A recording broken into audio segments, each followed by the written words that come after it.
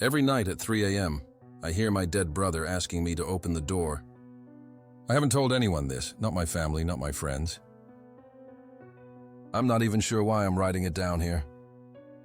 I guess I just need someone to believe me, or at least to read this before it happens again tonight. It's been exactly 1 year since my younger brother Elias died. He was 3 years younger than me, but always seemed older. Calmer. Kinda more grounded.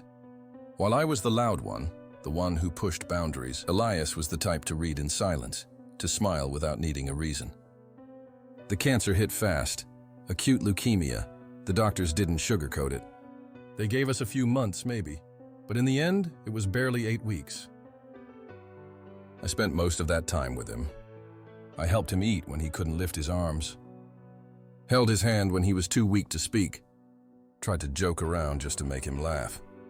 In the final hours, when he was barely there, he looked right at me, not scared, not sad. Just knowing, "Don't stay alone," he whispered. That was the last thing he ever said. After that, everything shut down. There was a flat line on the monitor, a few soft words from the nurse. And then nothing. The world just stopped. I didn't cry much, not at first. I think part of me refused to believe he was really gone. I disconnected from everything: school, friends, routines. I slept all day, stayed awake all night, barely ate. I thought maybe the silence would help me process it. Instead, it left space for something else. The first time I heard his voice again, it was around 3 a.m. I hadn't been asleep, just lying there staring at the ceiling. The window cracked open to let in the late October wind. "Are you there?" It was faint, soft, coming from the hallway. I froze, not because I was afraid, but because I knew that voice. I got up, opened the door, turned on the lights. Nothing. Every door was locked. Windows closed. No sound except my own heartbeat. The next night, it happened again. Same time, same voice. "Are you there?" I told myself it was a trick of memory, auditory hallucinations, lack of sleep. That made sense, right? But the voice kept coming back, every night at 3 a.m. Sharp, and then the footsteps started, soft, deliberate steps across the hallway floor, stopping just outside my bedroom. Never louder than a whisper, but impossible to ignore. Eventually, I started locking my door at night. I played white noise, music, anything. Sometimes I'd fall asleep with a podcast playing just to drown it out, but none of it worked. The sound always cut through, always him. Then came the knocking, 3 soft taps. Then his voice, "Closer now, please. Open the door." It never sounded threatening, not angry or vengeful. Just pleading, almost sad. I told myself I wouldn't give in. I wasn't going to open the door. I wasn't going to play into whatever this was, grief, trauma, madness. But it didn't stop. Then it got worse. I started finding things around the apartment, objects I hadn't seen in years. Stuff I knew was in a box on the attic, sealed and forgotten. A small, worn-out toy dinosaur on the windowsill. His favorite, the one he carried everywhere as a kid. A half-drunk Capri Sun on the kitchen table, wild cherry. The exact flavor he used to beg Mom to buy. Each day, something new. Each night, his voice.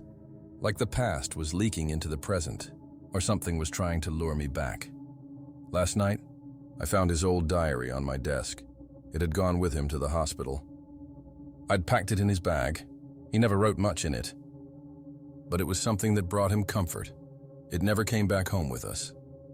I'm absolutely certain of that. And yet, there it was, dusty, locked, familiar.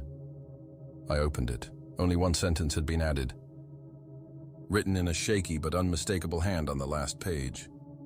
"I found a place for you." That's when I knew this wasn't just memory. This wasn't just grief. Something was actively reaching out. I've tried everything. I left town, booked hotel rooms, stayed with friends. I even rented a cabin hours away, in the middle of nowhere, and turned off my phone. But no matter where I go at 3 a.m., I hear him. Even when I'm awake, even when I know he can't possibly be there. And every night his voice changes, just a little, subtle at first. A slightly slower rhythm, a flatter tone, like a recording wearing down. Like a mask slowly slipping, if it's really Elias. Why does he sound less and less like himself with every visit? Tonight is the anniversary of his death, 1 full year. And I'm hearing him already. No waiting for 3 a.m. this time, his early. I hear footsteps in the hallway, slower than usual, more deliberate, closer. Then the whisper, "Please, open the door. I shouldn't. I know I shouldn't. Every part of me screams not to. But something inside me is whispering that tonight is different. That if I open it now, it might finally end. That maybe I'll see him. Just one more time. That maybe it won't stop unless I do." I'm standing up now. I'm walking to the door. My hand is on the lock. I'm going to open it. If you enjoyed the story, consider subscribing. But don't blame me if you can't sleep tonight. Until next time, keep the lights on and the doors locked. Goodbye.